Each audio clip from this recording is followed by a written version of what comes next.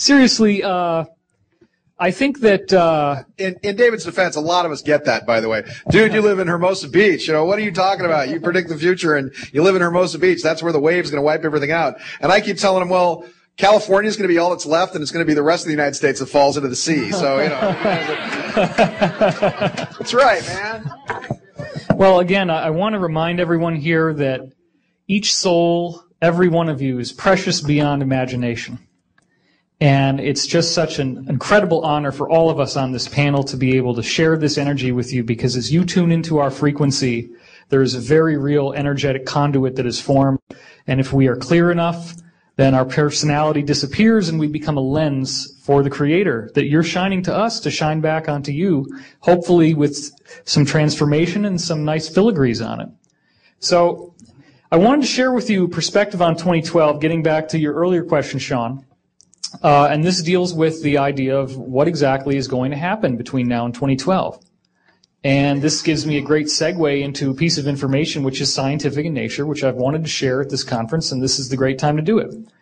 I was poking around in Russian physics. I was looking through the web for various scientific studies done by Russians on torsion fields, which is the energy field of consciousness. And they've done some fantastic work. I, quite by accident, stumbled across the Russian Institute of Temporology, which means the study of the nature of time, and found a paper by a man named Dr. Sergei Smelyakov.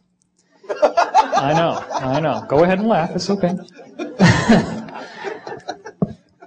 My coughs don't smell like anything, by the way. They're just roses. But Dr. Smelyakov, or we'll just call him Sergei, maybe that'll be easier. Or Smelly, as his friends call him. Or Sergei, we can call him Sergei.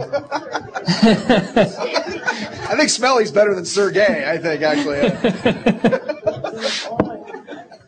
Sorry, Danny, I don't want to tangent on you. I apologize. Okay, the point is this. Smelyakov looked at the Mayan calendar, found out that, does everybody know about the golden mean, the phi, 1.618? That's the harmonic cut, the sacred cut. You can cut a guitar string and it'll be 1 to 1.618 is the ratio. Anyway, that's the basis of all life and all growth.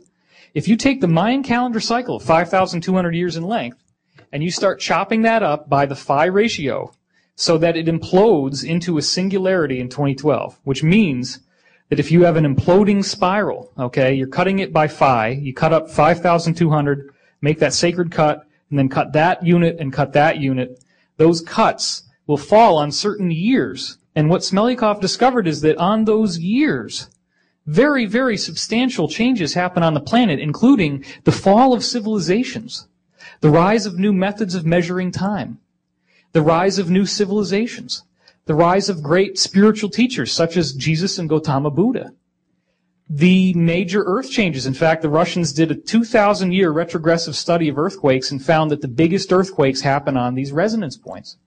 Well, think about what I said. It implodes into 2012. So what does that mean? Prior to actually hitting 2012, in the last year especially, there's going to be one after the other after the other. And every one of these wave fronts changes the planet, changes consciousness.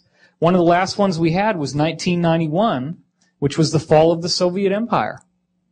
One of the more recent ones that we had was right before, like 2 days before the Bush administration invaded Iraq, which I believe was the political fall from the public will of power that they had. So we're dealing now with the next wave that's coming in 2009. As we head into 2010, 2011, they're going to start happening every couple months, and then they're going to start happening every couple weeks, and then they're going to start happening every couple days. By the time we get to 2012, we're going to be hitting new ones every hour. And towards the end, it's multiple times per second.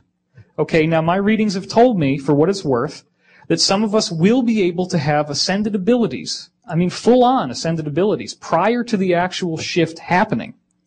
So that would be very cool, because what we're expecting after 2012 is a 100 times more harmonious utopian world where things like time travel, levitation, instant telepathy, instant healing, telekinesis are as common and as everyday as breathing. And I look forward to that time. Now, I've been told that any one of us in this room, anyone, if you're willing to do your practice, which basically involves the acceptance and the forgiveness of the self, and if you get that down, then you start looking at everyone else. If somebody else upsets you, the only reason why they would is because they're hitting an issue that you have. So if somebody does something and it no longer is your issue, you won't be upset by them. If you can find that peace and that equanimity within yourself, then you will be the most compatible for this change that is coming. And as each of these new wave fronts hits, these are sufficient enough. They used to take hundreds and hundreds of years. They change the whole nature of the world and civilization. They're going to start happening every week and then every day. So you can harness that potential in yourself, and I see a very, very positive future coming. So I thank you.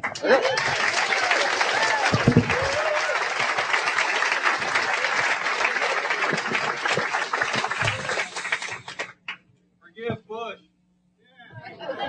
Already done it.